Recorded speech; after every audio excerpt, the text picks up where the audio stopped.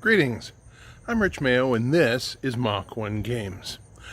I just wanted to talk about Dungeons & Dragons and a recent announcement from Wizards of the Coast. And it may be a little funny for a publisher of an alternate role-playing system to Dungeons & Dragons to comment on what they're doing, but it's a game I love, it's a game I play, and obviously they lead the industry, so it's important that I address what they're doing. And this one has a little bit of cultural importance, and the philosophy is important. Go away, bee.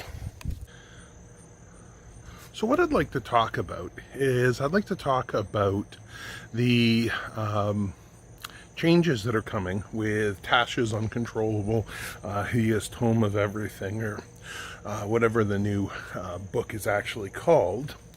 In it, they're doing something that I approve of quite strongly, which is they're removing the ability score modifiers by race as being entirely prescriptive and letting players choose how they assign or apportion the ability increases. So for instance, instead of a dwarf getting a +2 bonus to Constitution, the player can instead put that +2 bonus on Dexterity or Charisma.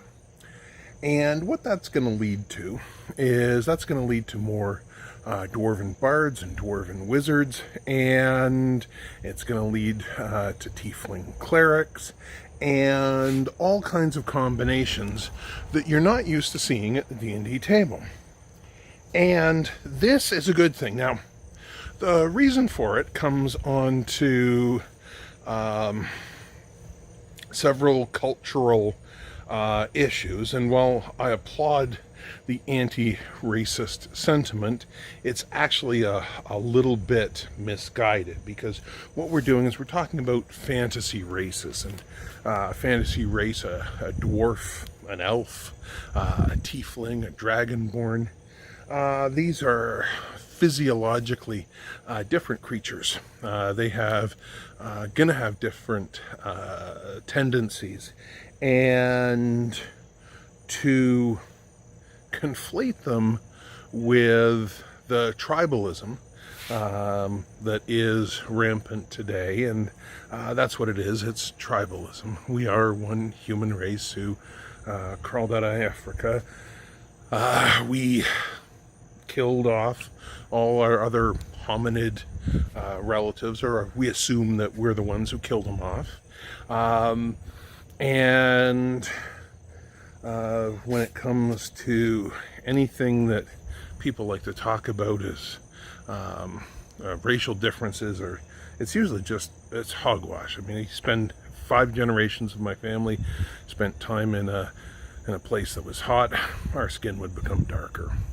Like, it's that simple, right? So but anyhow, regardless of what the impetus for the change was, they're doing something that's correct.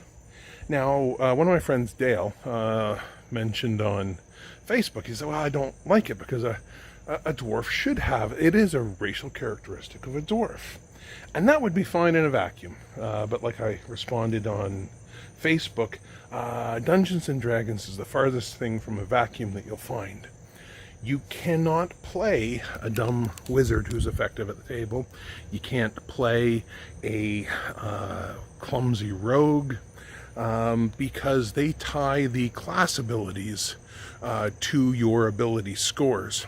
And this is actually nonsensical. If you're a fighter, the most dangerous fighter isn't somebody who's a strong or dexterous. Timing, distance, technique. That's what you learn. That's what's important. And there are role-playing opportunities out there for clumsy rogues and weak warriors and out-of-shape warriors, perhaps, and dumb wizards. These are things that we could explore. So let's untether from those preconceptions, and until they fix Dungeons and Dragons to not tie ability scores and class functions, class features together, let's take the win, and I'm sure you'll see more race class combos at the D&D table, and that's a good thing.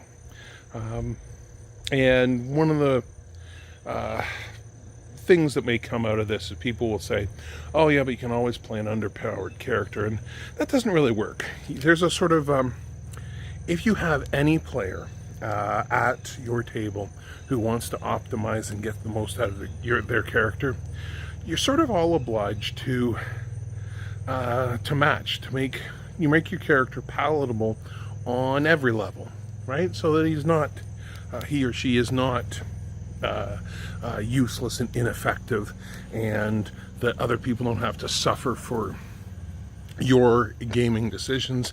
And equally, that in a role-playing heavy group, you bring a character to the table who has at least some dimension to them, something interesting about them, and that you do some role-playing. So anyhow, I'm signing off, and thanks for watching, and I've got some news and updates and improvements on the Mach 1 engine, and lots of stuff to talk about. Anyhow, it's a beautiful day out, and we'll catch you soon. Thanks.